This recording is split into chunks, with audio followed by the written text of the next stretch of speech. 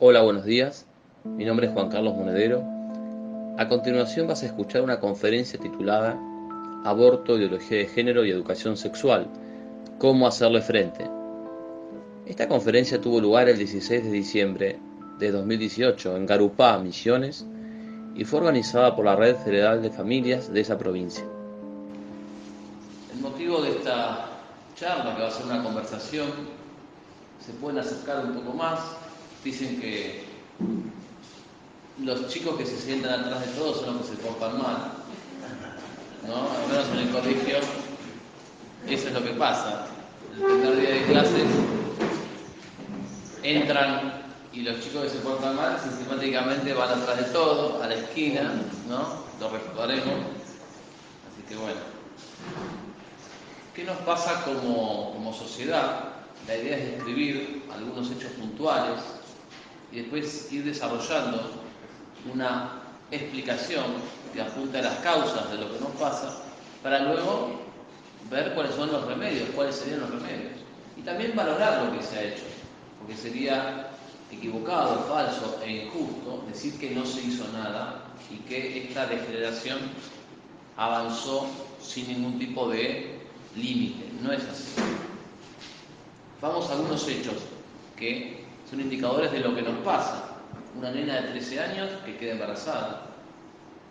Entonces eso nos habla de que estamos hablando de una adolescente estimulada sexualmente en una atmósfera de precocidad y que luego es llevada por sus propios padres a hacerse un aborto. Es decir, los padres colaboran, cooperan con la eliminación de lo que sería su nieto.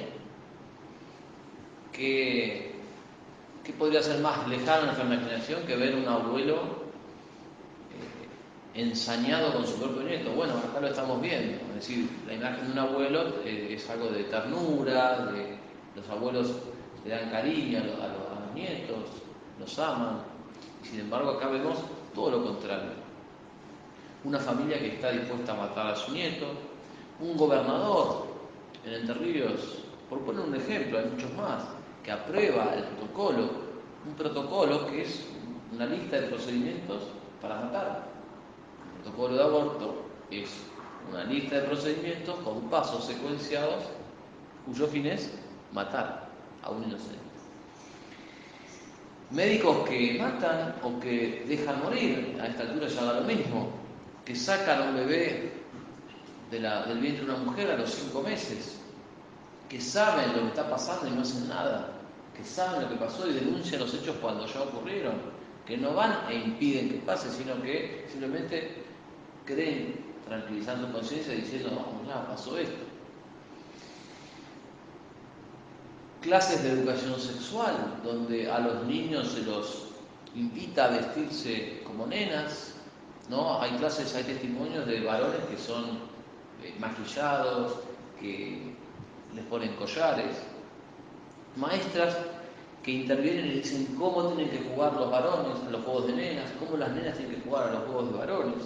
Un Estado que no garantiza el trabajo, no garantiza el empleo, no garantiza la salud ni la seguridad, pero sí garantiza los preservativos.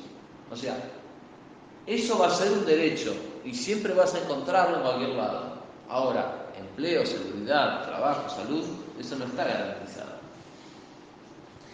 Docentes que enseñan, y lo pongo entre comillas, hábitos como la masturbación en el marco de clases de educación sexual.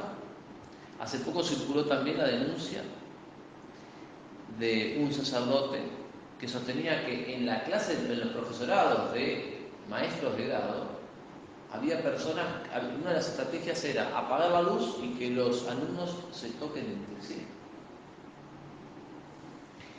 ¿En qué momento nos cambiaron la cabeza como sociedad? ¿En qué momento celebra la siesta una mujer, regalarle un ramo de flores?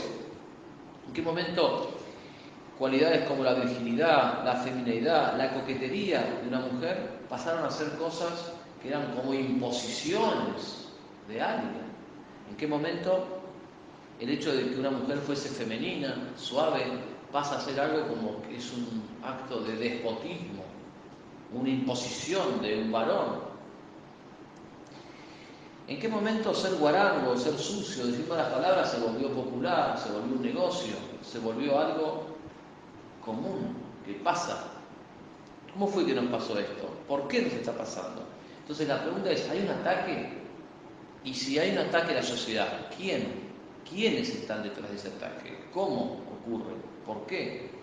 ¿Alguien nos ha entregado? Es decir, había una serie de, llamémosle, vigías, de protectores de la sociedad, de los pilares fundamentales, y esas personas nos han entregado quizás, y por eso es que esta gente avanza.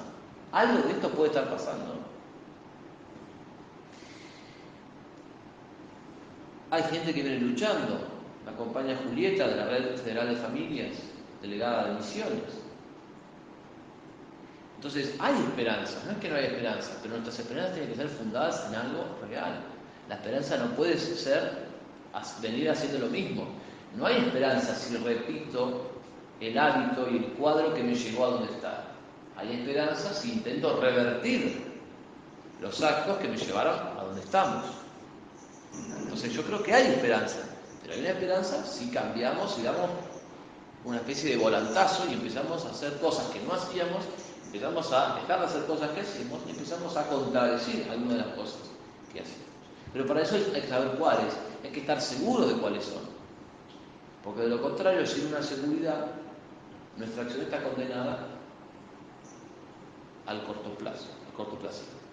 Entonces, esto implica una formación sólida en cultura, en política, en historia, en psicología. Y cuando digo política, es posible que en la mente de ustedes esa palabra genere una sensación muy negativa.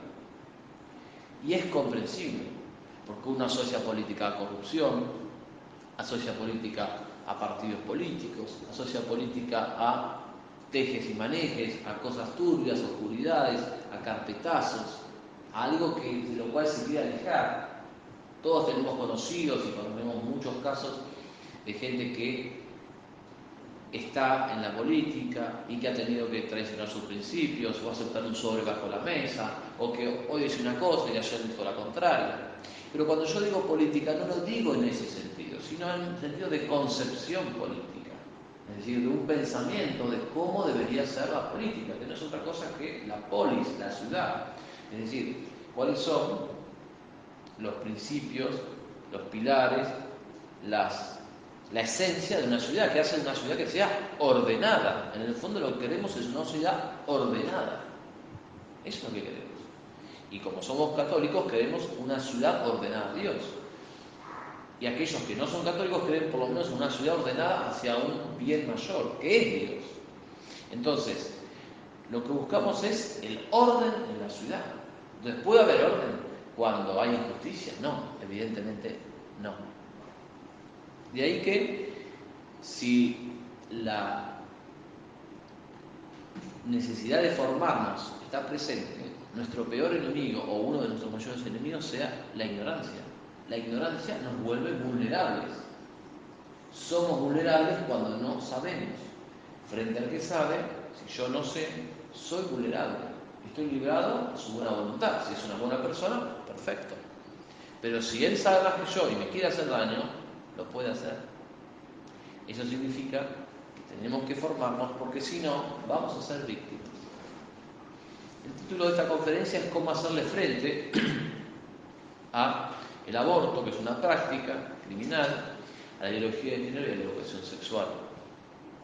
Entonces ya desde cómo hacerle frente, hablamos de que la vida del cristiano siempre fue un hacer frente y fue algo permanente. Si ustedes se fijan bien en las páginas de Génesis, se abre con un conflicto. Hay un enfrentamiento entre Adán, Eva y el demonio, entre Adán y Eva y la serpiente, entre Dios y Satán. Es decir, ya desde el principio del Génesis hay un hacer frente a alguien. Los enfrentamientos son una necesidad inevitable, son parte de la vida. El bien y el mal son tan distintos que forzosamente tienen que chocar. Nuestra vida no es ni puede ser una excepción. Los judíos en el Antiguo Testamento tuvieron sus combates. Políticos, religiosos, militares, pero también espirituales. Los profetas tuvieron fuerte controversia con los judíos y los judíos en el Antiguo Testamento mataron a muchos de esos profetas. Nuestro Señor Jesucristo se pasó los 3 años de su vida pública debatiendo en controversia y enfrentamiento permanente con los fariseos, quienes más tarde le dieron muerte. Los apóstoles se enfrentaron a sus perseguidores. Y la pregunta es, ¿nosotros esperamos un jardín de rosas? Con todos estos antecedentes, ¿qué esperamos? Durante 2000 años los cristianos vienen enfrentando el poder demoníaco. San Agustín hablaba de las 2 ciudades, la ciudad del hombre y la ciudad de Dios. San Ignacio habla de las 2 banderas, de esos 2 campos de batalla. Quienes recuerden la película de Narnia, verán cómo de un lado estaba Aslan y del otro lado estaba la bruja, que obviamente simboliza el poder maléfico. Esto es la historia de Dios y el hombre, donde el demonio fue movilizando, apoyando, impulsando, estimulando la causa del mal. Entonces, nosotros tenemos miedo a un par de rasguños cuando todo eso es lo que pasó antes. ¿Esperamos o deseamos una situación que jamás se dio en la historia del cristianismo? A veces se escucha esa frase de no confrontemos. Pero ¿cómo no confrontar cuando el mal es tan patente, tan poderoso? ¿Cómo no tener el valor de hacerlo? ¿O cómo no pedir a Dios el valor si no lo tenemos? ¿O acaso no creemos en la causa que invocamos? Entonces nuestro primer obstáculo es la resistencia, el dolor a ser lastimados. Nuestro temor a que nos lastimen, a nuestro miedo a que digan de nosotros tal o cual cosa. Puede haber orgullo, ego, pero en el fondo hay falta de abandono en Dios. Hay falta de desprendimiento. Por eso lo primero que tenemos que hacer es fortalecernos interiormente, hacer nuestro espíritu de los cristianos a lo largo de los siglos. Tener esa osadía, ser intrépidos, sentir esa hambre de gloria y no temer el conflicto. Creer en el poder de la verdad no es otra cosa que el poder de Dios mismo. Entonces decimos, hacerle frente al aborto, a la ideología de género y a la educación sexual. ¿Cuál es la situación del aborto en Argentina? Veamos un ejemplo más cercano, que es el de Concordia Entre Ríos. Todos están más o menos, han escuchado noticias sobre el tema.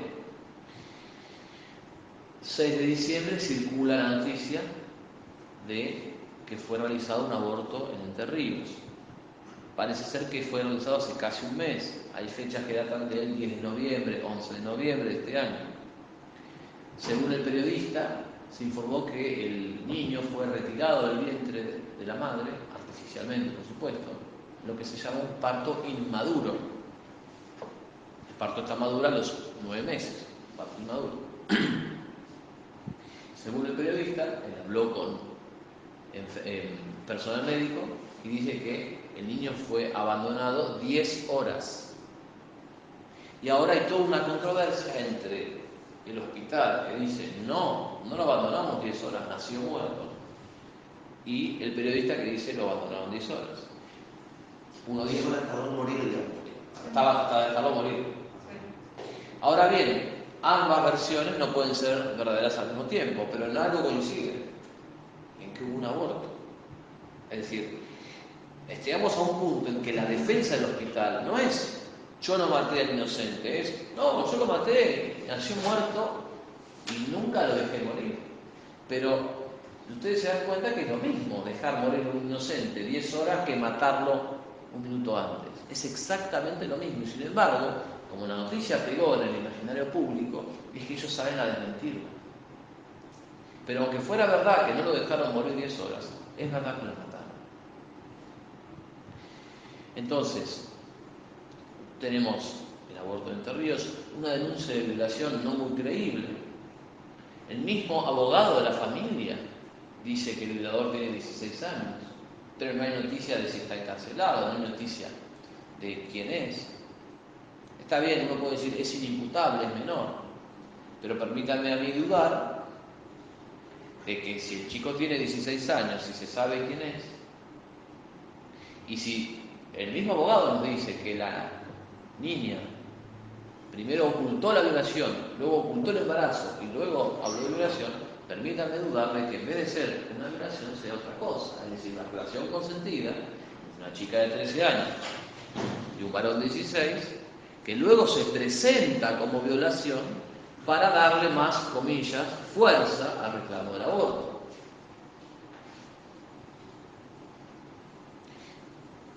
Es decir, la chica solo revela que ha sido violada cuando tiene que invocar una razón más fuerte para abortar, no antes.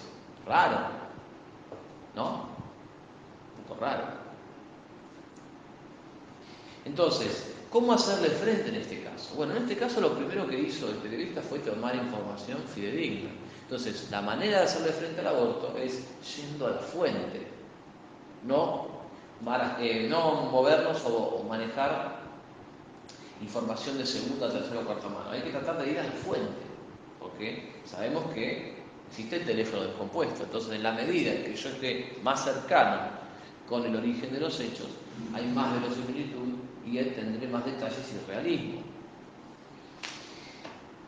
No tenemos que siempre esperar a nuestros referentes a que actúen. A veces hay autoridades políticas, eclesiásticas, que tardan en actuar, por motivos comprensibles a veces, otros no. Pero eso no significa que nosotros debemos estar así, quietos, esperando una orden que no tiene que llegar. En otras palabras, para intentar salvar a un inocente, para intentar salvar la vida de una persona, no tenemos que esperar un protocolo de una autoridad, tenemos que actuar. Pero esa acción, para no ser ciega, tiene que tener rigor en la información, lo que decíamos recién, fuentes próximas al hecho. Tiene que ser una acción ordenada y jerarquizada por aquellos que tienen más experiencia. Acá, por lo menos en Posadas, mi confianza está puesta en la Red Federal de Familias. Otras personas que ustedes pueden conocer, el Boletín Notivida, a cargo de Mónica del Río. Entonces, son personas que vienen trabajando hace años. Este debate sobre el aborto alertó, despabiló, avivó, podríamos decir, si me perdonan un lenguaje menos técnico, avivó a mucha gente, y eso es bueno. Pero a la hora de actuar, no puede haber una igualdad entre aquella persona que descubrió el tema hace 3 meses, hace 6 meses, hace 8 meses, y una persona que descubrió el tema hace 3 años, hace 6 años, hace 8, hace 20, hace 30 años. No puede mandar el que no sabe, y esto lo tenemos que entender, porque se multiplican las iniciativas en el campo pro vida, y está bien que se multipliquen, pero tienen que ser iniciativas ordenadas, no puede haber anarquía. Ningún ejército ha ganado desorganizadamente. Vayan a las guerras. Había un Napoleón, había un Gorostieta, había alguien que ordenaba las cosas. No puede lograrse la victoria si no hay orden.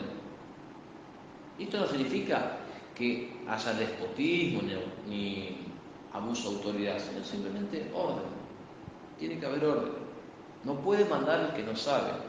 Y si bien el que sabe a veces no tiene las condiciones para mandar, que puede ser, pero debe trabajar al lado del que las tenga. Entonces tiene que irse dando alianzas. Recién, hace un ratito, con alguna de las personas que estaba llegando, hablamos del tema de la unidad de los grupos pro vida. Tiene que haber esa unidad, una unidad jerarquizada, una unidad en el orden. No puede ser que cada uno esté con una metralleta disparando para cualquier lado, porque a veces nos vamos a terminar disparando entre nosotros. Rigor en la información, trabajar con quienes tienen experiencia, unificar las acciones. En el campo del aborto hay que distinguir entre lo que es la acción jurídica legal para evitar que sea asesinada una persona, o por lo menos para castigar a los culpables si no se pudo evitar, entre la acción jurídica legal y la acción mediática cultural. Y cada uno acá se puede ubicar en la que quiera. Aquellos que son abogados tendrán los elementos, las herramientas para hacer la denuncia y plantear las cosas dentro del campo del derecho. Pero aquellos que por ahí no somos abogados, por ejemplo en mi caso yo no soy abogado, pero tenemos que por lo menos fomentar, impulsar esa acción cultural, esa acción que va sobre la mente de las personas. ¿Y cuál es el nervio de esa acción cultural? La palabra. La palabra oral o escrita. Pero a través de la palabra es como se llega a la mente de la persona. Palabra e imagen. Por eso la importancia del video, del artículo periodístico, de la entrevista, de la conferencia. Entonces, en el campo de la acción jurídica legal, apoyar a los abogados pro vida, que hagan los reclamos. Los abogados necesitan la información y necesitan algo fundamental que son los testigos. El testigo es una persona dispuesta a poner su nombre y apellido. Es decir, yo estuve ahí, yo escuché como tal persona dijo que iba a ejecutar un aborto. El aborto es ilegal en Argentina. Por lo tanto, yo soy testigo de que esa persona está admitiendo que va a realizar un delito. Entonces yo me presento ante la policía y digo, esta persona dijo esto. Pero hay que asumir los costos, tener el valor. Y no solamente la valentía, sino también que la persona que sea testigo debe ser alguien apto para registrar la información correctamente, apto para registrar lo que escucha o lo que leyó. Porque no hay nada peor que invocar a un testigo, imagínense en un juicio, el testigo presionado por el abogado, y de repente el abogado hace caer al testigo en una contradicción, porque el testigo está inseguro, porque el testigo ahora no recuerda bien, porque dice, no, creo que escuché esto, y antes había dicho que estaba seguro.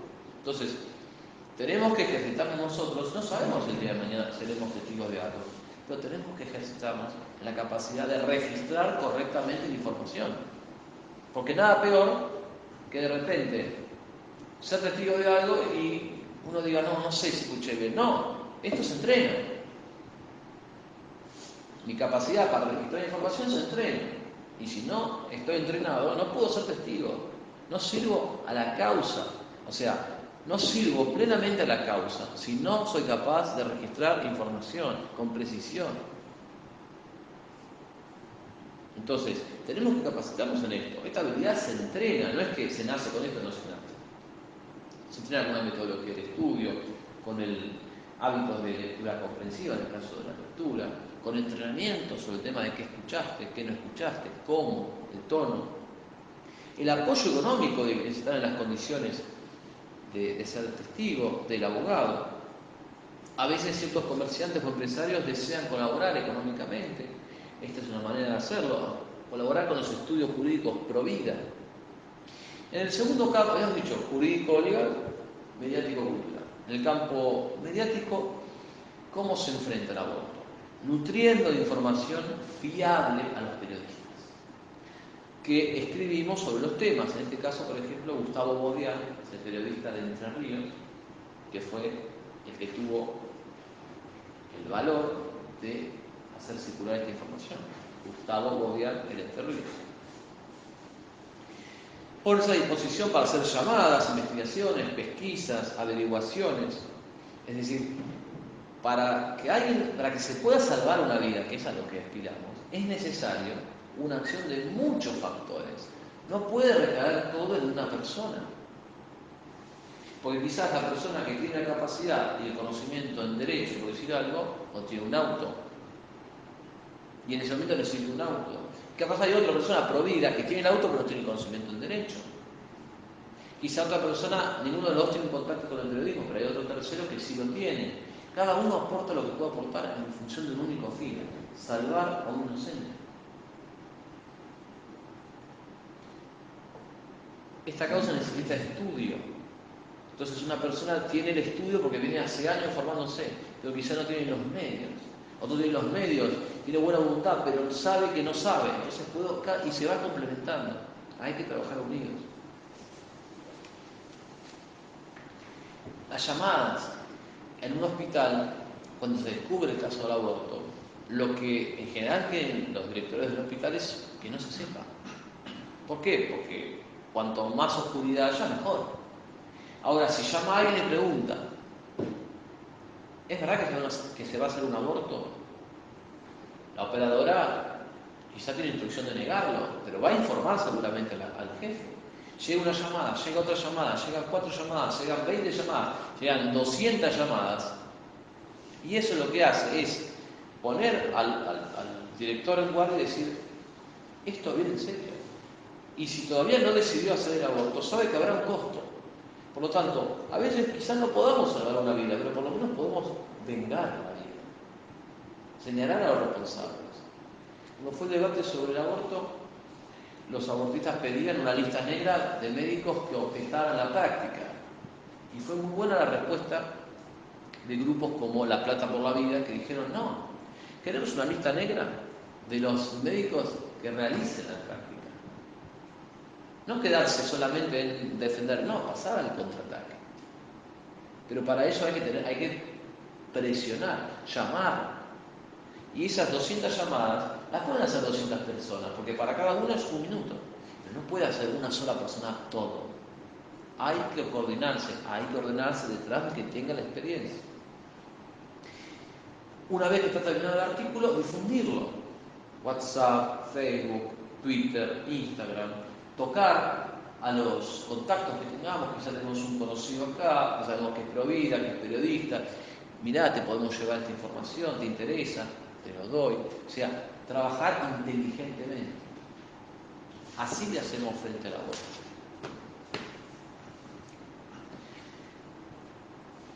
Junto con Julieta de la Red Federal de Familias y con Abogados Pro Vida de Buenos Aires, tuve oportunidad de intervenir en el caso del Hospital Rivadavia. Habrán escuchado, que circuló a nivel nacional, que se realizó un aborto hacia mediados de octubre, principios de octubre, en el Hospital Rivadavia de Buenos Aires. Creo que escucharon el tema.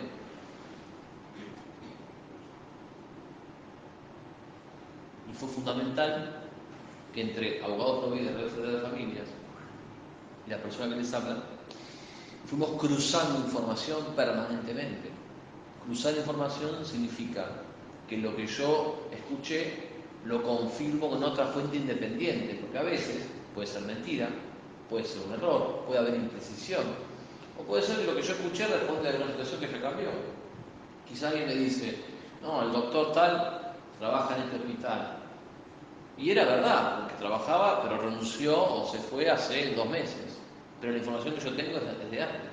Pero hay alguien que tiene información más fresca, entonces me la puede confirmar o desmentir. Ese cruce de información es clave, porque no podemos hacerle frente a esto sin información fiable. No hay nada peor que salir a decir algo y que luego te desmienta un periodista o un abortista o lo que sea y te hace quedar doblemente mal. Porque cuando vos quedás desacreditado, también queda desacreditada tu causa. Y hemos tenido, para el tema de Rivadavia, dificultades que son impensables. Falta de elementos, a veces de papeles, de micrófonos, hay conversaciones que hubiese sido genial grabar. Dificultades con el auto, con el transporte. A veces necesitamos una impresora para poder ir imprimiendo cosas y no teníamos. O sea, estoy hablando de una escasez material que del otro lado tenemos que sacaron el día de la votación una tapa en el diario New York Times, Estados Unidos, y esa tapa costó $1 millón. New York Times le cobró $1 millón. Y de nuestro lado a veces no tenemos lo básico. Entonces, esto hay que pensarlo antes. A veces es entendible que en el ruedo uno haga las cosas y las cosas vayan surgiendo. Pero lo ideal es que nos apoyemos antes de que esto pase, para que cuando pase estemos bien armados y tengamos todo lo necesario. Desorden, a veces incomunicación. Nosotros no podemos hacerle frente a esto si no estamos comunicados. O sea, tiene que haber una persona que cuando mueva una ficha te llame y te diga, che, moví esta ficha, ¿y cómo te fue? Tengo esta información. Tiene que haber esa comunicación. Que por suerte entre la red, entre los abogados pro vida la hubo, pero muchas veces no. Entonces, no podemos hacer mal el bien. No tenemos derecho a hacer mal el bien. No puedo decir, bueno, como yo estoy trabajando para Dios y como me doy el lujo de trabajar mal. No, hay que hacer bien el bien.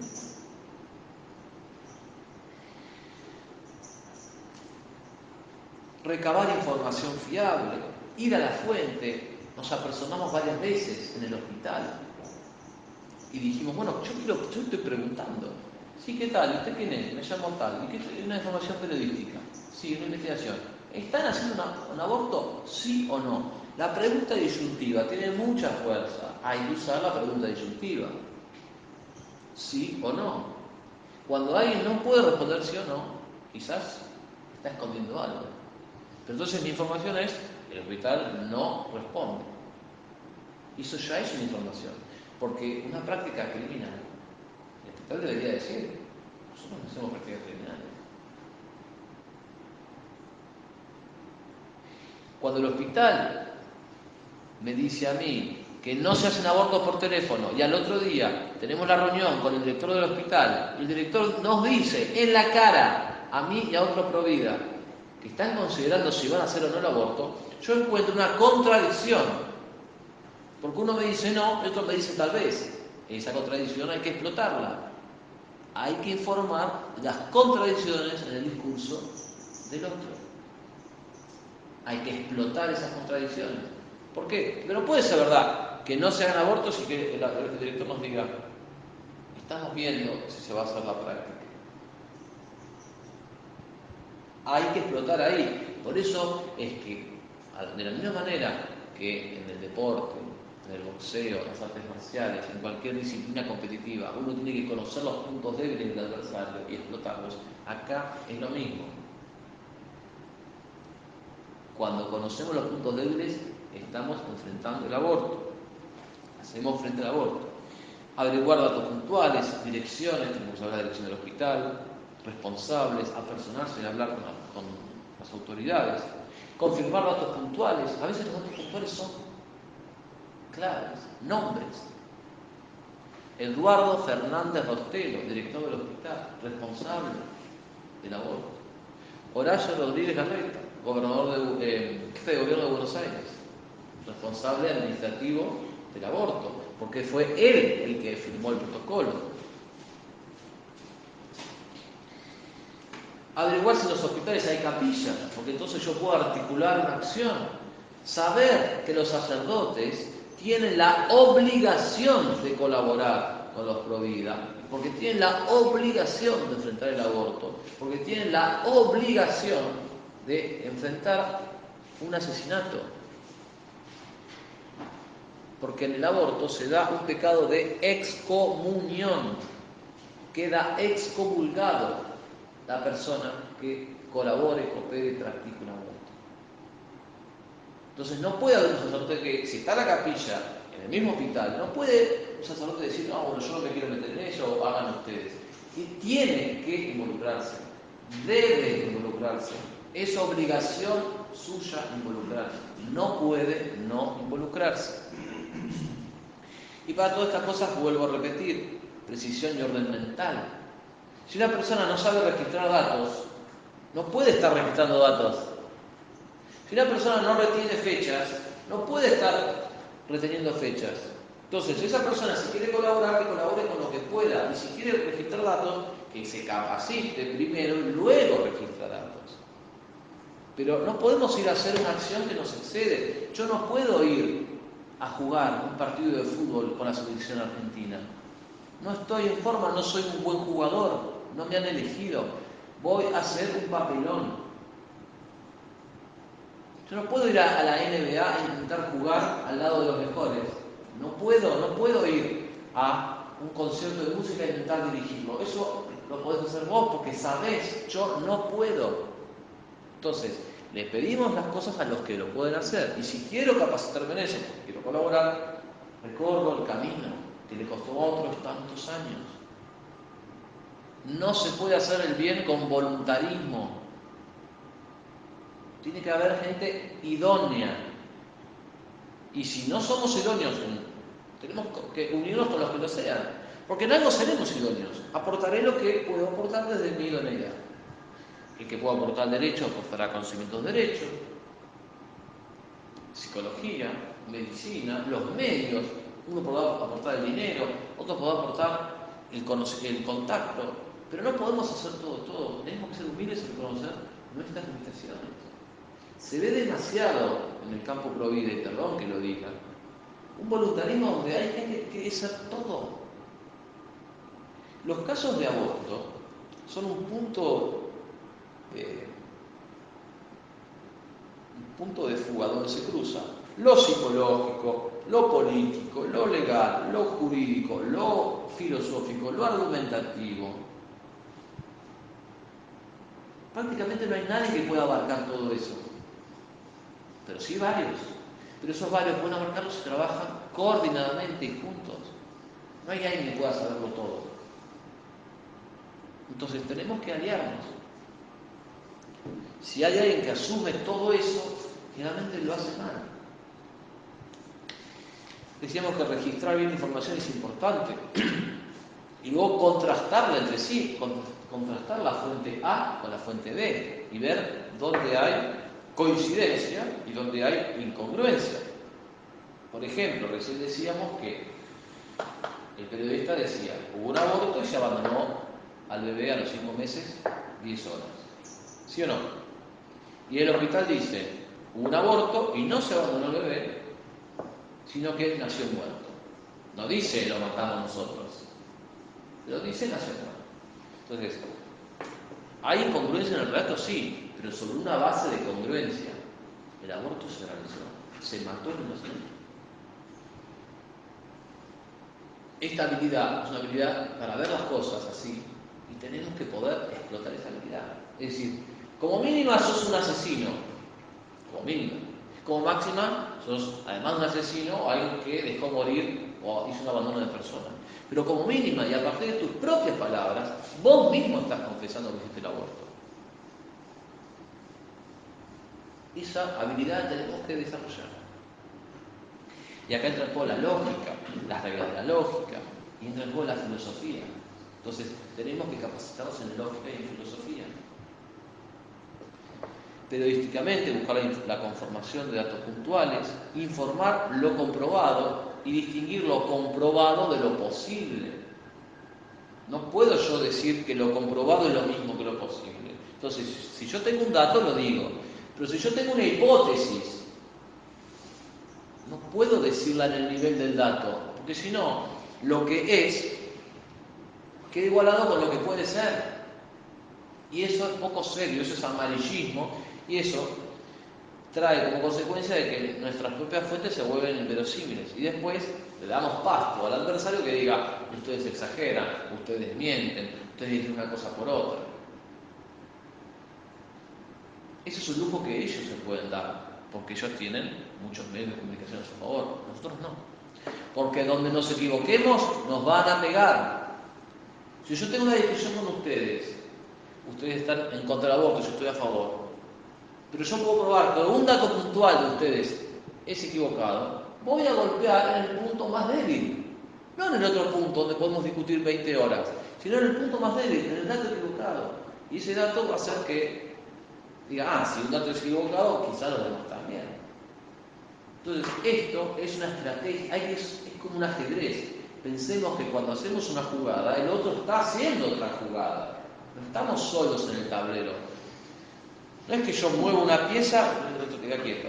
Muevo otra pieza y de repente un día tengo todas mis piezas movidas y el otro no movió ninguna. No, el otro está moviendo, el otro también está pensando qué hacer. No podemos ir con ingenuidad al combate pro vida. No, esta senadora me dijo que era pro vida, pero después se hizo otra cosa. Por presión o porque te mintió, hizo otra cosa. Si votó a favor del aborto, aunque te haya dicho que era pro vida, hizo otra cosa. Y la gente se define más en sus actos que en sus palabras. Quizá en su corazón se pro vida, pero en el momento se dejó presionar o se vendió, lo que sea.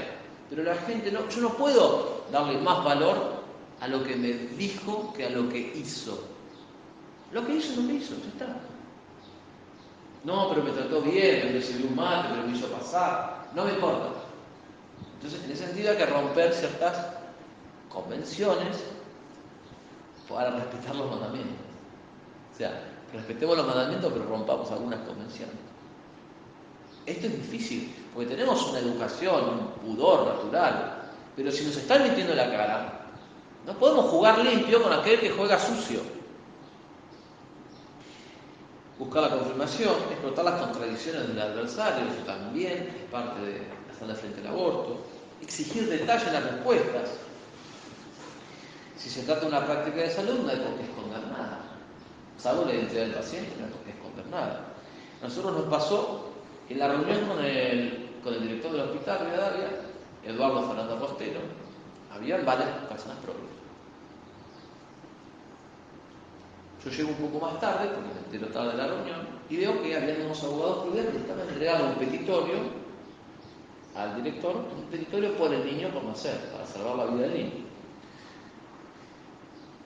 Y el director reconoce que había llegado al hospital una mujer con voluntad de abortar. Entonces les dice, y yo esto lo escuché, dice, bueno, no se preocupen, por hoy el aborto no se hace. Y en ese momento todos los providas que estaban ahí empezaron a, gracias doctor, gracias. Y yo miraba, yo no podía creer lo que estaba escuchando.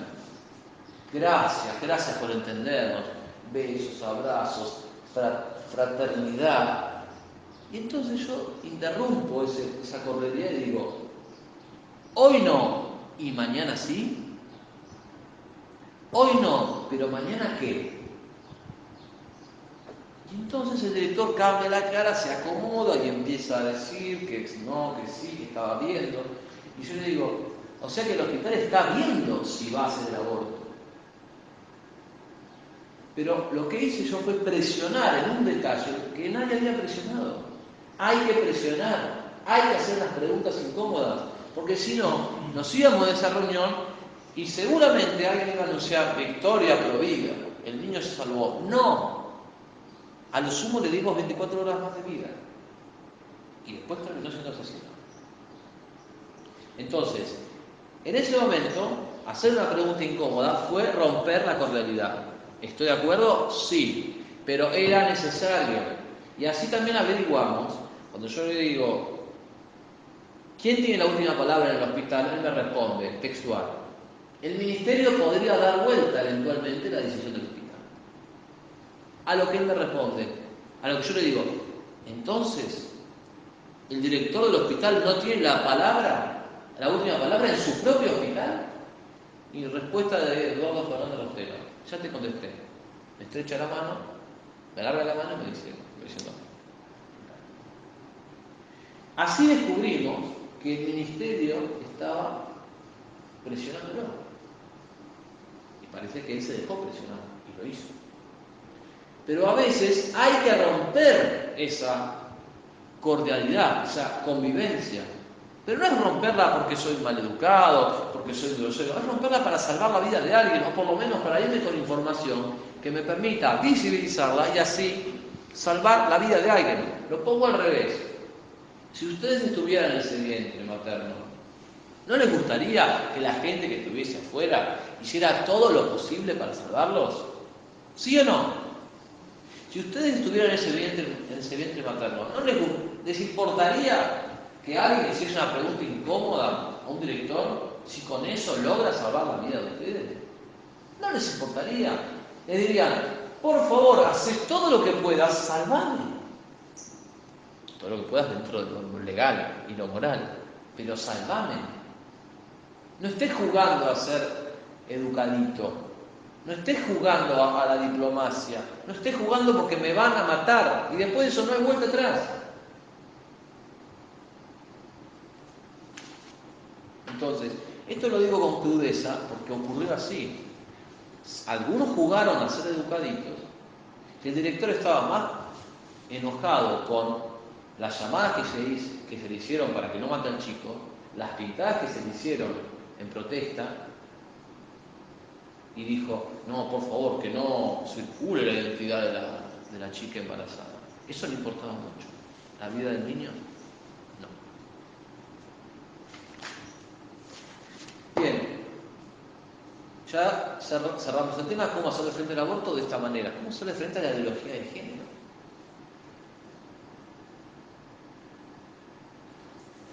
Primero, entendiendo qué es la ideología de género.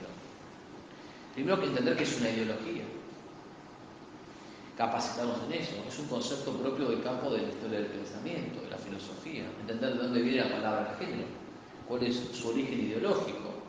Género es una palabra inocente del campo de la lengua, la gramática.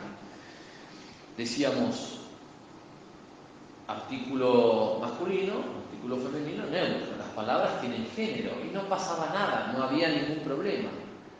Él, la, lo, listo. La ideología de género es otra cosa. La ideología de género es la pretensión de que la percepción de la persona esté por encima de la realidad, por encima de la ley. Porque ellos han inventado que el género es la percepción que una persona tiene de sí mismo, fruto de la influencia cultural, etc. Entonces, para entender bien qué es la ideología de género, hay que entender bien qué es una ideología a secas. Hay que estudiar su conexión con otras ideologías, por ejemplo, con el marxismo, ideología condenada por la Iglesia Católica hace más de 80 años. Esto hay gente que hoy está formada o fue formada por las iglesias y no lo sabe. No sabe, por ejemplo, que la Virgen de Fátima habló en el mensaje de Fátima y habló específicamente de los errores de Rusia en la época en que Rusia estaba dominada ¿por qué? Por el comunismo. Entonces, hay una relación entre la ideología de género y el comunismo. El comunismo busca eliminar las clases sociales. La ideología de género busca eliminar las clases sexuales. Y así como, según el comunismo, el paraíso sería la abolición de las clases sociales, según la ideología de género, tenemos que caminar hacia la abolición de las clases sexuales. Ni varón ni mujer. O como decía Simone de Beauvoir, la amante de Sartre, no se nace mujer, se llega a serlo. Estamos en un perpetuo dinamismo, movimiento, porque no hay esencias fijas, no hay una verdad absoluta, concreta, independiente del pensamiento, no. Hay movimiento, construcción, transformación.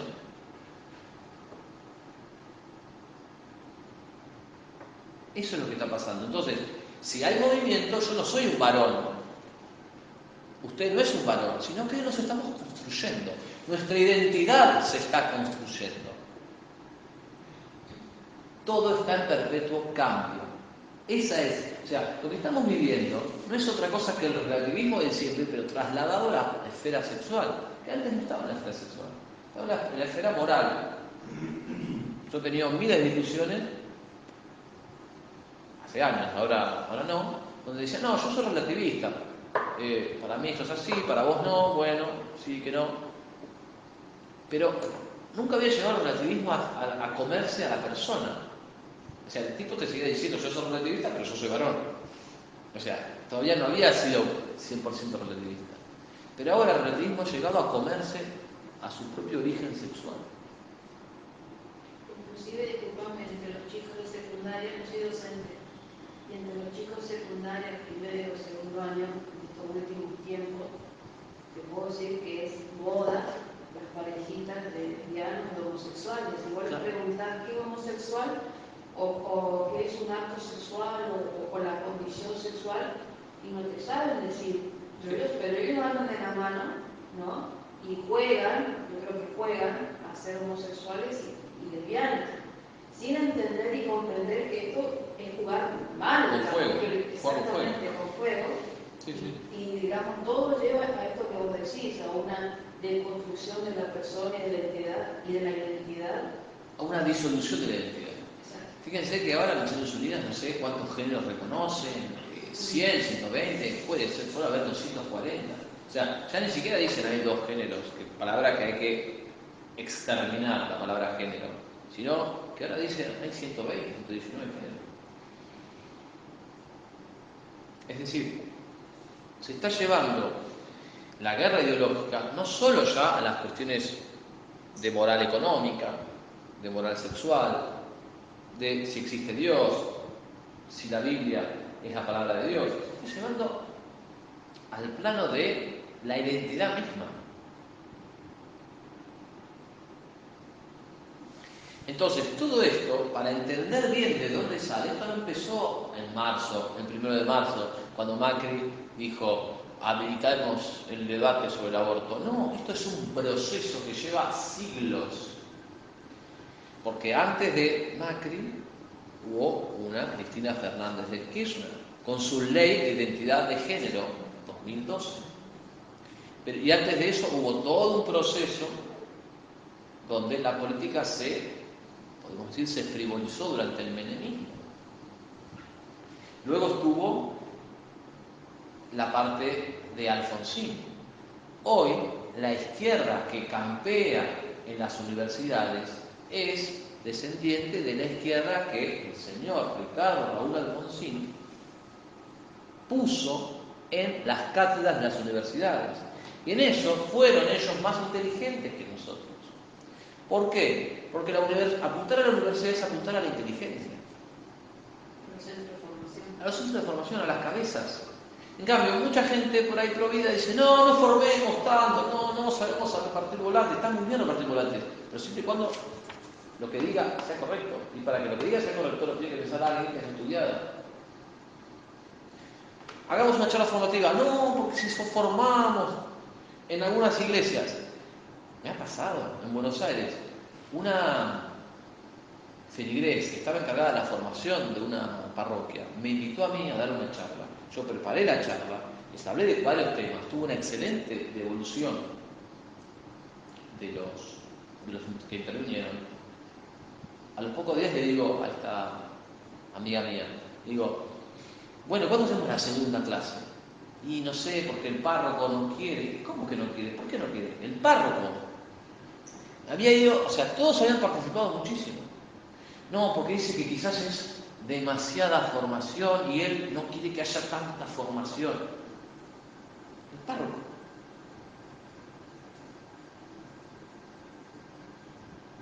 Esto fue testigo, no estoy diciendo me lo contó, me lo dijo ella. Entonces, si ellos apuntan a la inteligencia, a la formación de la mente, y si nosotros no apuntamos a eso, porque no, le vas a dar mucha formación y quizás el tipo se termina aburriendo, entonces estamos trabajando contra nosotros mismos.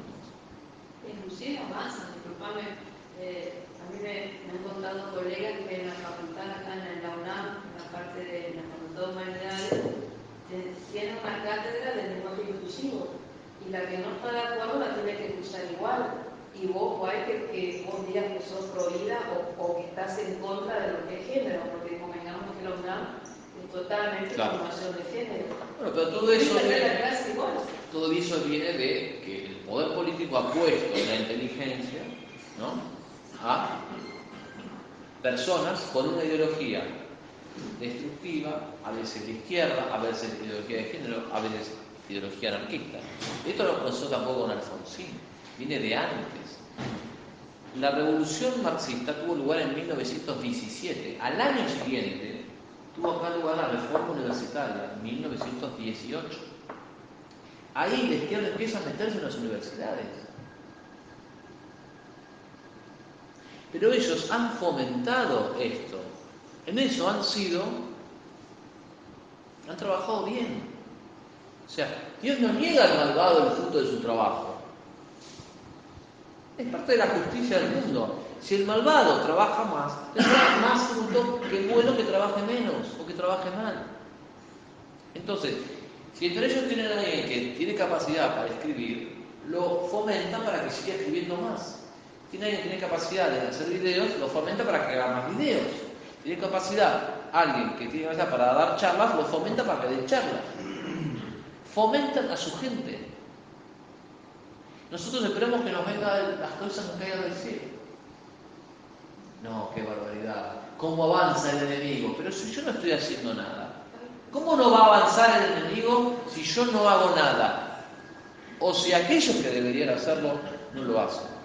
Entonces, para enfrentar la ideología de género hay que capacitarse en filosofía, en historia, en política, en cultura, en psicología. Entender que es una ideología. Una ideología es una propuesta de explicación de la realidad que, tomando un elemento de la realidad, pretende que toda la realidad se explique por ese único elemento. Por ejemplo, cuando hablamos de ideología economicista, hablamos de que alguien que tiene esa ideología pretende explicar toda la realidad por lo económico. Entonces, todas las explicaciones, todas las motivaciones que existen en el hombre son económicas. Si España vino acá, no fue para traer una fe, sino solamente por lo económico. No puede haber otra explicación. Entonces yo voy tiñendo la historia de explicaciones solamente económicas. Desde ya que la motivación económica existe. Pero una cosa es decir que existe, otra cosa es decir que es la única, que no hay altruismo, que no hay heroísmo, que no hay sacrificio y que todo es económico.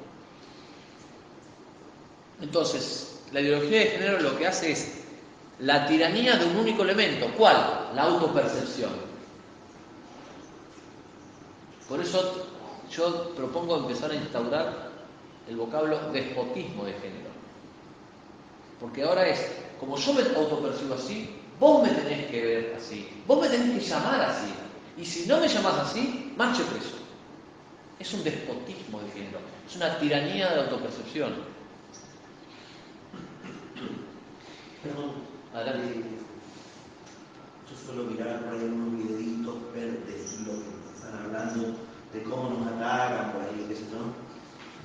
Y estos días escuché que me pareció muy interesante porque ellos dicen, no, nosotros no estamos en contra de, no estamos discutiendo de que una persona nace hombre o mujer.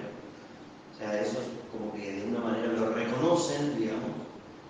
Pero ellos dicen que como que la sexualidad no pasa solamente por la genitalidad, sino que pasa por la autopercepción y por la no sé qué otra cosa. Repusieron como que salieron de la cancha biológica, científica, y se metieron en un campo filosófico o no sé qué otro campo, embarraron la cancha o lo ampliaron mucho más como para...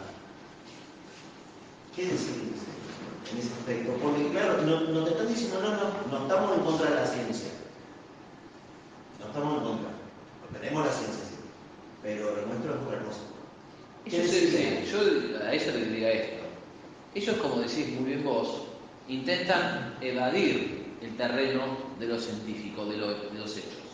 Lo intentaron evadir en el campo de la discusión del aborto porque pierden, lo intentan evadir en este campo porque pierden, lo intentan evadir siempre. ¿Por qué? Porque pierden. No quieren discutir la realidad, porque si discuten la realidad, pierden. No pueden discutir contra los cromosomas. Los cromosomas son lo que son. O contra una ecografía. La ecografía está ahí, ya está. Hay una vida, hay una persona, punto. Punto final. Ahora, lo que intentan ellos es decir, bueno, tenemos la descripción del dato, pero no tengo yo un deber de respeto sobre ese dato científico. Ese dato para mí es manipulable. Yo me puedo poner por encima de ese dato científico que es los cromosomas XY, XX, y listo. Ahora, ahí no hay un pensamiento, ahí, en mi opinión, hay un capricho.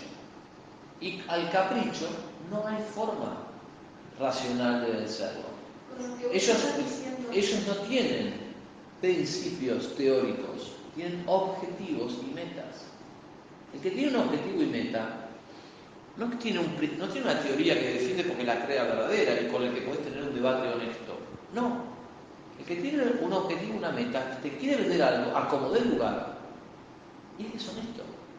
Contra ese adversario no cabe tanto la refutación que existe, sino el desenmascararlo. Porque no tiene un código ético. Y vos que tenés un código ético no podés discutir de igual a igual con quien no lo tiene.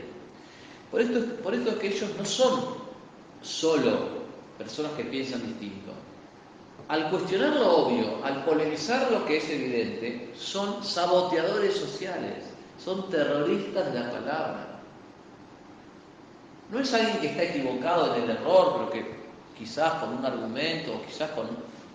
No, ojalá fuese eso, porque eso tiene quizás una solución más a corto plazo. Estas son personas que están polemizando, son porfiados, no quieren ver. En el Senado, en este año, la doctora Chila Bratolino, que supongo que todos la conocen, puso un video de un aborto, más o menos en julio, agosto. La gente empezó a protestar. Los mismos que estaban a favor no querían ver el video. ¿Por qué? Porque no querían ver lo que estaban promoviendo. Entonces yo digo, si no es un asesinato, ¿por qué no verlo? Pónganlo y vean lo que están haciendo. La obligaron a sacar el video. Están la gente diciendo, no, bájenlo, por favor. El mismo moderador decía, ayúdenme. Sacalo, estaban nerviosos, los descolocó la realidad. Y contra eso no se trata de argumentos, se trata de alguien que tiene un objetivo y que lo quiere vender a como de lugar. Recuerdo, por ejemplo, ¿qué pasó con Cristo? Cristo hacía milagros. Había un tipo tullido que se levantaba, había un tipo ciego, todo el mundo sabía que estaba ciego y después tenía visión. Primero decían que era mentira. Cuando no pudieron decir más, expulsan a los demonios por el poder del príncipe de los demonios. O sea, si alguien te la quiere dar vuelta, siempre puede darte la vuelta. Caso Maldonado, los mismos que defienden el caso del aborto. Lo secuestró la gendarmería, se demostró que la gendarmería no pudo ser. Lo persiguió la gendarmería, se demostró que se ahogó. No, lo obligó a... 55 peritos unánimemente dijeron no hay rastro de nada, se ahogó. Y hay gente que todavía sigue diciendo no reprimió. Porque el papel lo aguanta todo. Son porfiados, no quieren ver. ¿Cómo también enfrentamos la ideología de género? Sabiendo quiénes la promueven, con nombre y apellido. Mara Brauer, por ejemplo, durante la ley de educación sexual, ustedes saben que fue sancionada en 2006. En esa época estaba Tellerman. ¿Se acuerdan de Tellerman? El pelado Tellerman. Y Tellerman puso a Mara Brauer a que ella fuera la que escribía los manuales de educación sexual. Que no salieron inmediatamente, sino que se esperó 2 años para que se apaciguen las fieras y ahí salieron. Nombres, Romina del Pla, del FIT, junto con Nicolás del Caño. Nombres, Alejandra Martínez. O sea, tenemos que tener los datos puntuales.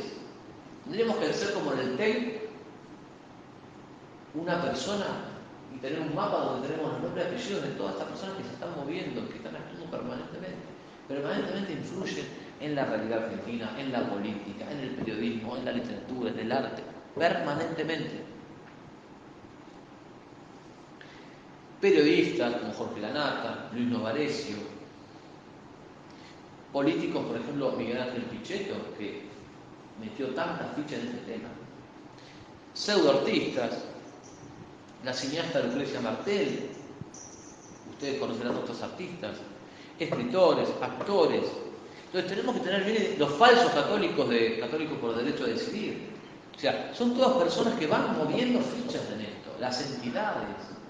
Planned Parenthood, Casa Fusa, que en realidad es Planned Parenthood con otro nombre, que a su vez Planned Parenthood recibe financiación de organismos de Naciones Unidas. Las Naciones Unidas, en el vértice, las Naciones Unidas es la asociación más importante del mundo. UNICEF trabaja para Naciones Unidas, ONU-SIDA trabaja para Naciones Unidas. Entonces, nuestra lid no es solamente contra gente nacional, hay que entender que hay una dimensión internacional. Hay realmente una conspiración. Y cuando yo digo conspiración, escucha gente que se asusta. No, ¿cómo vas a decir que una conspiración? Entonces te empiezan a tildar de conspiranoico. Yo no digo que todo es una conspiración, que si yo salgo acá y de repente, no sé, me tropiezo, hay una conspiración. Y acá me piso un auto, hay una conspiración. No, porque existen conspiraciones, parece un hecho más allá de la duda. Entonces, si está en juego la vida de nuestros hijos, el alma de nuestros hijos con la educación sexual, la vida con el tema del aborto. Si está en juego nuestra propia vida, nosotros no tenemos derecho a descansar. No podemos irnos a dormir diciendo, no, yo no hice nada, bueno, no importa. No, andá y trabajá.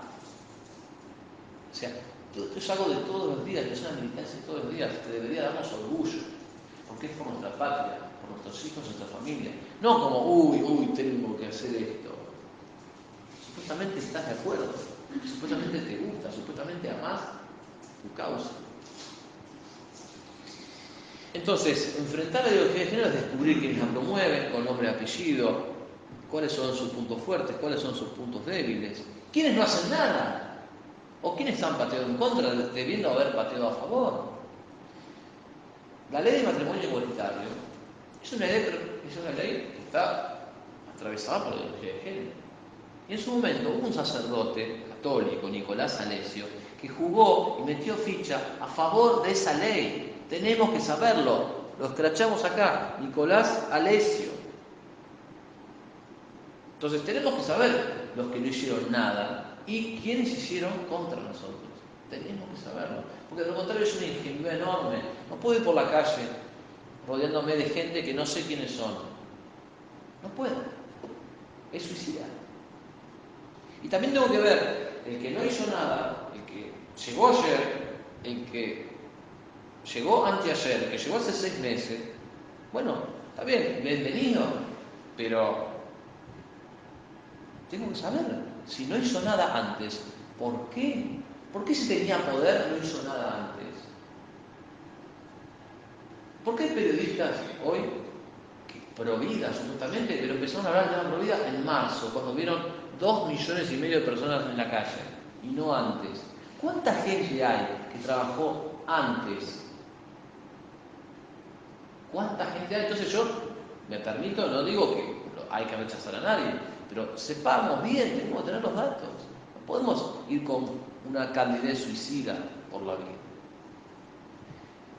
¿Qué se puede hacer contra estos personajes del arte, del campo de la literatura, de la política, del periodismo? Se los puede cuestionar públicamente en su cuenta de Twitter.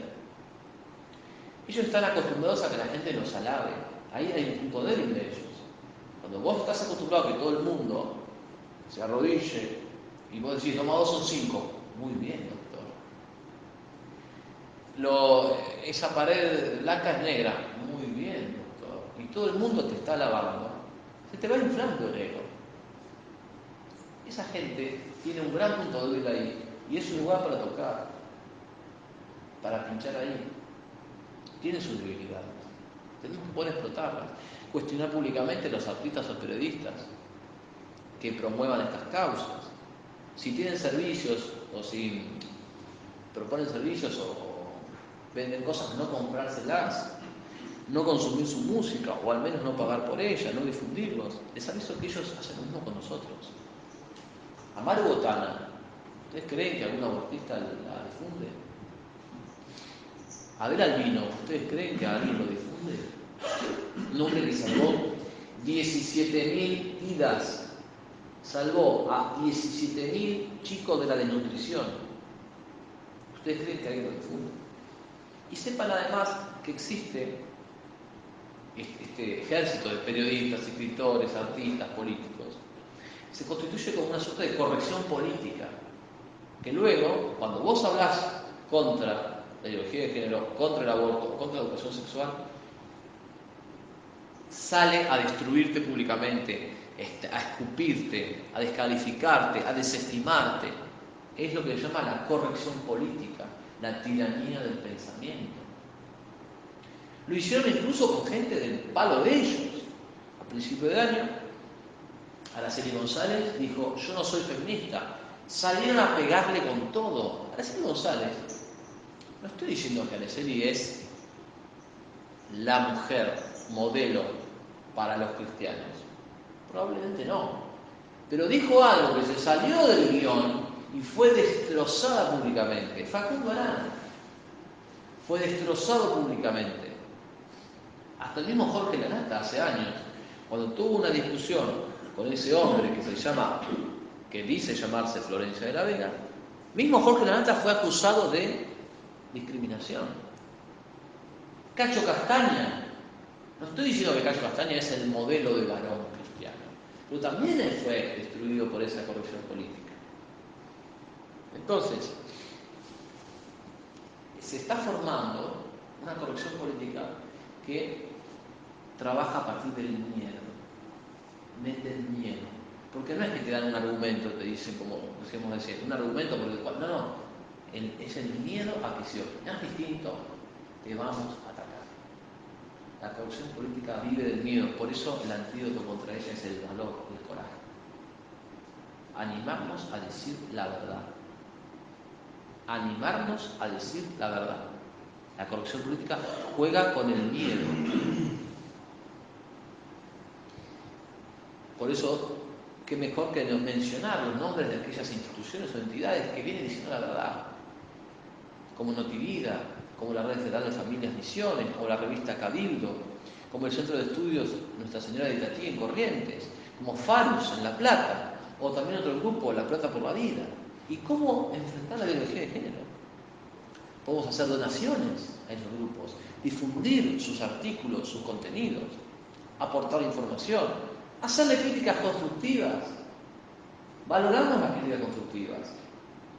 Juan Carlos, mirá, me gustó tu charla, pero mirá, en este punto quizá no estoy de acuerdo. O mirá, vos lo cagaste por acá, pero lo podés enterrar mejor por allá. O mirá, te sugiero, valoramos las críticas constructivas.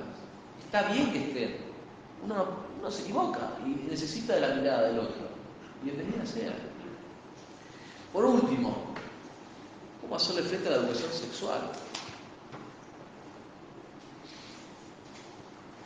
Lo primero que hay que tener acá es que no todo lo que circula bajo el término o el rótulo de educación sexual necesariamente es malo. ¿Por qué? Porque como en todas las causas, se intenta usar la fuerza de una verdad para defender una mentira. Me parece, está mal que los chicos conozcan la sexualidad, ¿no? Está mal que se hable de emociones, no. Está mal que haya un conocimiento de las enfermedades de transmisión sexual, no. Ahora, hay varias preguntas sobre eso. ¿El Estado tiene el derecho a intervenir, tiene, mejor dicho, el deber de intervenir en cómo el niño descubre la sexualidad? Parece que no. Parece que eso está más allá de lo que el Estado puede hacer.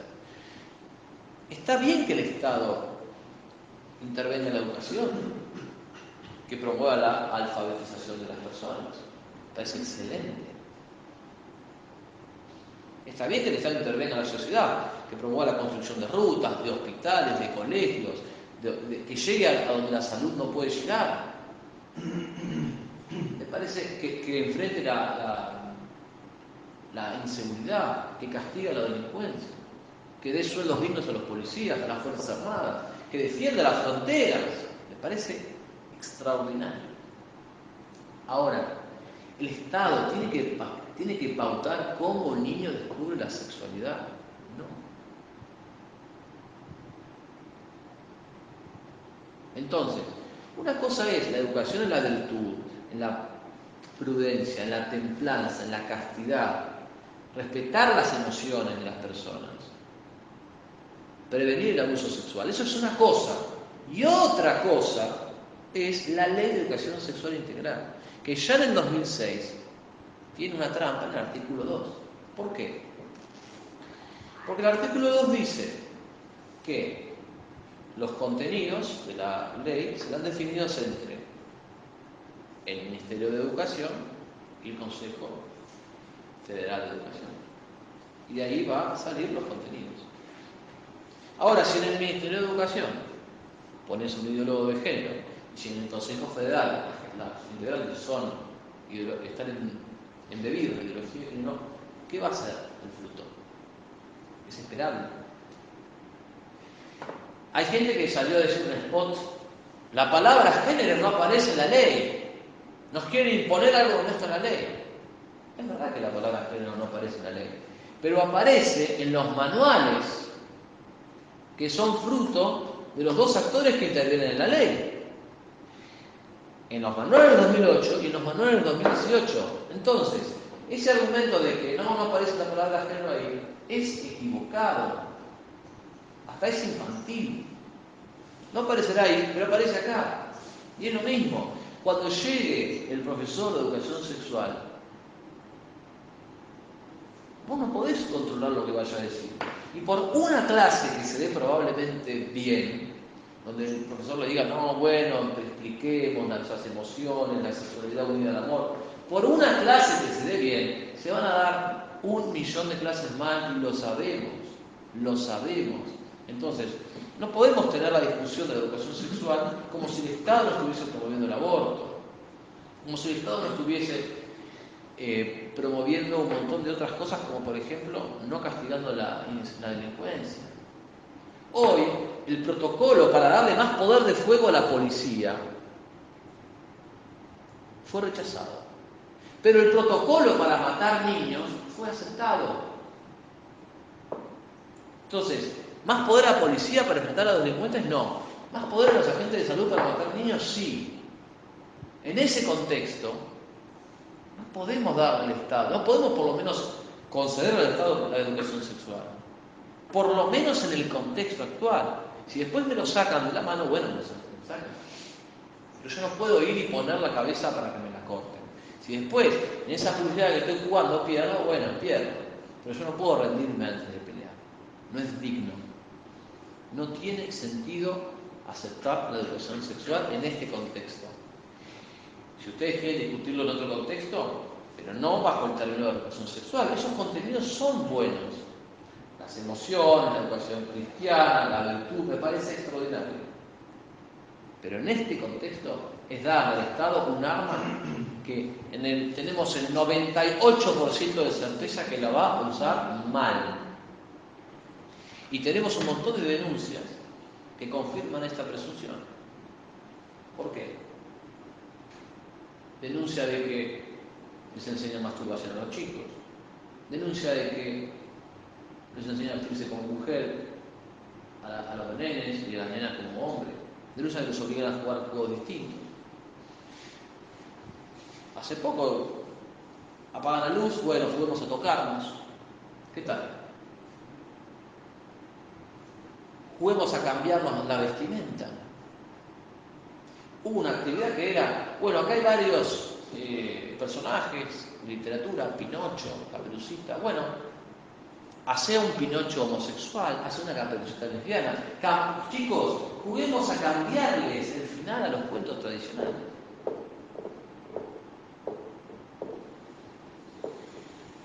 Hace poco, la Red Federal de Familias visibilizó la denuncia de una adolescente de 16 años que fue preguntada sobre cómo habían sido sus experiencias sexuales en la clase. ¿Cuál es el interés del Estado en eso? El Estado no está cumpliendo sus obligaciones y nos quiere imponer a nosotros que incumplamos con nuestras convicciones. Ya está. La alfabetización ya es completa. La inseguridad está controlada. Hay pleno empleo. Hay 95% de empleo. Hoy está más garantizada una operación de cambio de sexo. Está más garantizado la difusión de anticonceptivos que la seguridad jurídica, que el empleo, que el trabajo, que la salud. Si vos querés salir por acá, por Garupá, a pasear, sabés que te pueden robar a las 3:30 de la tarde, a las 8 de la noche, pero si vos querés pedir anticonceptivos o una operación de cambio de sexo, sabés que lo tenés. O sea, hay más interés en el Estado en lo segundo que en lo primero, que en cuidar nuestra vida, nuestra propiedad. Eso es una desnaturalización de la función del Estado. ¿Cómo enfrentamos la educación sexual? Con estos argumentos, mostrando la incongruencia. Mostrando la incongruencia de que los mismos que en 2006 aceptaron que los colegios den educación sexual dentro del ideario, hoy dicen saquemos ese artículo. ¿No cómo? Si ustedes lo firmaron antes. ¿No estaban de acuerdo con lo que firmaron? ¿O nos dieron una migaja para sacar la ley y luego, ahora que hay esta situación, vamos a sacar? Es mucho más probable el segundo.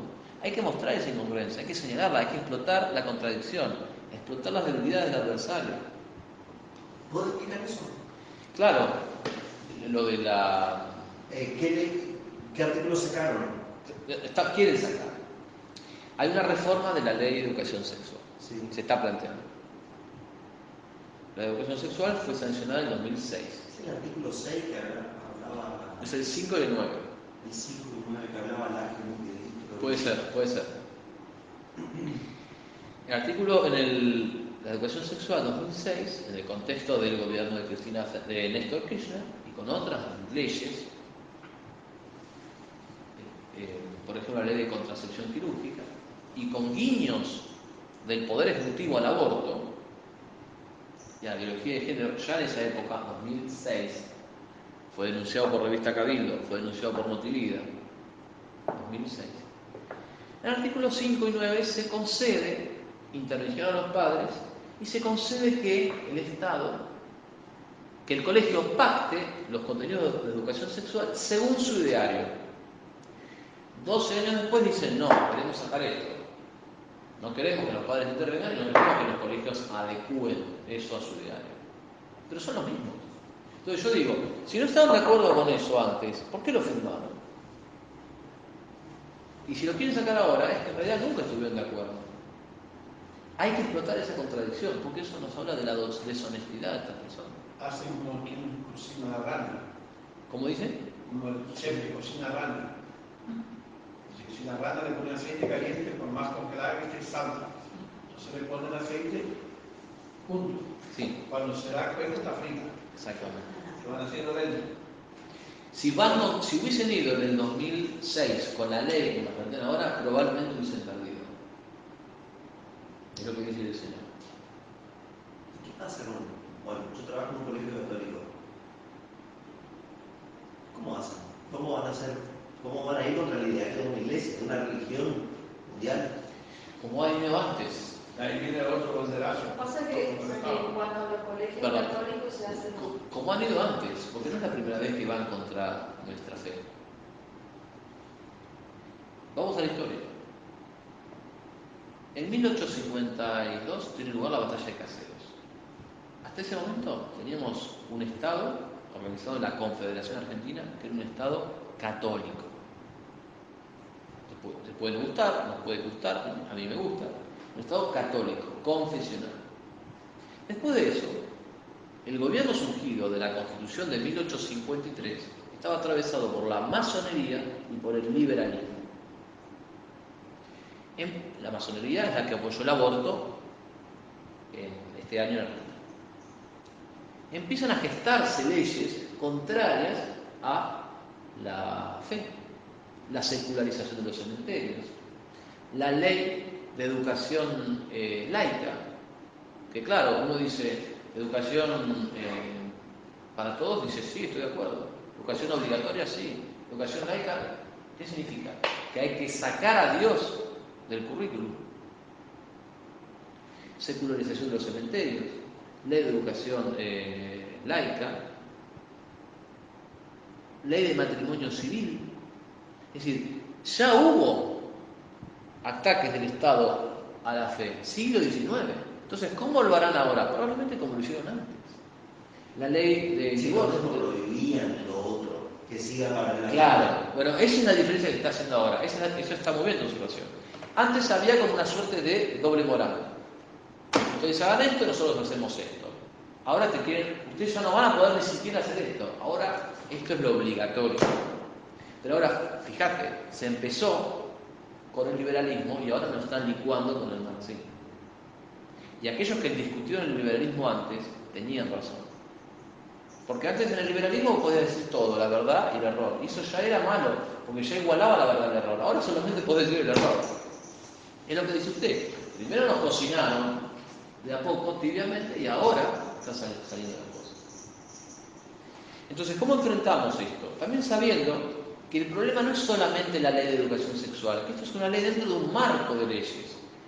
La ley de identidad de género, 2012, la ley de matrimonio igualitario, 2010, la ley de salud reproductiva, palabra clave, sancionada en 2002, el padre Sanaguja, que Dios lo tenga en su gloria, decía, salud reproductiva es aborto.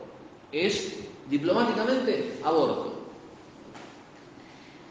La ley de aprobación del CEDAW, vamos a hablar de eso, que se dio en 1985. La ley de protección integral de mujeres de 2009, que tiene un nombre simpático. Porque vos decís, quiero proteger a las mujeres. ¿Cómo, Juan Carlos, que estás en contra de la ley de protección de las mujeres? ¿Vos querés que a las mujeres no las protejan? Pasa que yo leí la ley no yo la descubrí, sino me serví de otro, que descubrieron que en la ley, bajo el pretexto de proteger a la mujer, se promueve el aborto. Por eso es que hablo de la ley.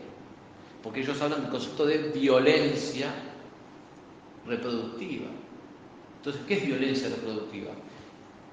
Y bajo la interpretación actual, una mujer no quiere reproducirse, tuvo relaciones sexuales, quiere tener un aborto, es violento si vos decís, no, mire, usted no puede matar a su hijo. Qué violento que sos. Estás violentando mis derechos a la interrupción del embarazo.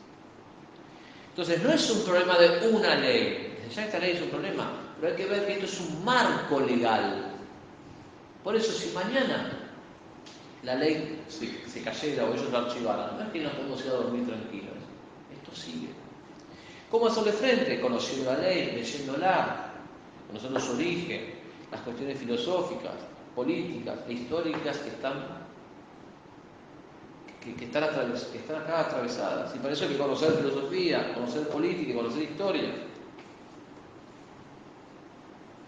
Sobre la educación sexual, hay que entender que este concepto de educación sexual, ¿de dónde viene? Los que nos oponemos decimos que no es educación, por eso nos oponemos. El concepto de educación sexual lleva bastantes décadas, pero está asociado a lo que se llamó Declaración Universal de los Derechos Sexuales. ¿Ustedes saben que tienen derechos sexuales?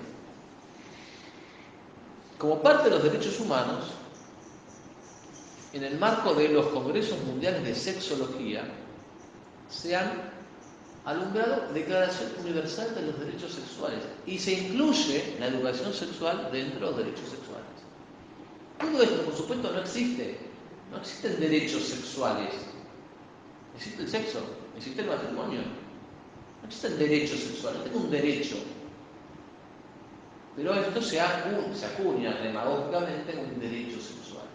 Luego se empieza a hablar y a darle lata con esto hasta que todo el mundo termina aceptando el lenguaje de ellos. Por eso no podemos aceptar ese lenguaje. No conviene hablar como ellos hablan. Ya había polémicas sobre la educación sexual en 1984 y ya en el 84 se denunciaba esto como una pseudoeducación que lo que haría era enseñar a los niños a masturbarse, entre otras cosas. Para evitar la resistencia de la gente, porque esto trajo mucha resistencia, es que se le puso la palabra integral, palabra con la que muchos dijeron, bueno, ahora sí. Entonces, educación sexual no, y de repente vino alguien, no, queremos educación sexual integral. Bueno, entonces sí. Y en esta ingenuidad enorme y suicida, mucha gente quedó atrapada, mucha gente con formación. No, es integral, pará, no es como la otra, es integral. Pero si te lo ofrece la misma persona, ¿ya le cambió el pensamiento mágicamente? Entonces, hay veces que es necesaria formación, hay veces que es necesario avivarse. En droga más pura, ¿no? Claro, no tiene sentido. Entonces, la ideología de género empeora ciertamente la ESI, pero la ESI ya era mala. Y cuando salió la ley de educación sexual en 2006, todos los medios de comunicación que estaban a favor del aborto, que estaban contra la religión, que estaban signados por la ideología progresista, festejaron la ley. Todos. Y Monseñor San Juan Claudio Sanaguja dijo que la ley textual era una traición a los padres de familia. Textual. 2006, no 2018. Entonces, tengo que conocer para enfrentar la ley quienes la lavaron hace unos años. Conocer cuáles son las verdades distorsionadas por la ley. Como decíamos al principio, hay un diseño en la sexualidad, hay emociones, está el pudor, la templanza, la castidad. Hay que recuperar esos términos. Nadie se opone a que se le hable de eso, pero eso no es educación sexual. Y menos educación sexual en manos de un Estado, y menos en manos de un Estado que ya demostró cuáles son sus intereses. Por eso se han acuñado otros vocablos. No es que los estoy inventando yo. Está educación cristiana, educación en la virtud, educación en las emociones, incluso educación de la sexualidad. Pero conviene evitar el término educación sexual. En definitiva, y para ir terminando, ¿cómo se enfrenta a esto? Se enfrenta, como dice el padre Alfredo Sanz, uno de los pocos jesuitas católicos que quedan, se enfrenta con lucidez y coraje. Pidamos a Dios inteligencia y fuerza, luz y vigor, visión y energía, claridad y arrojo, lucidez y coraje. Muchas gracias. Si querés escuchar más o leer otros artículos vinculados a estos temas de guerra ideológica, ideología de género, revolución cultural, etc., te invito a suscribirte a mi canal. También me podés contactar escribiéndome por mail al correo juancarlosm-82@hotmail.com.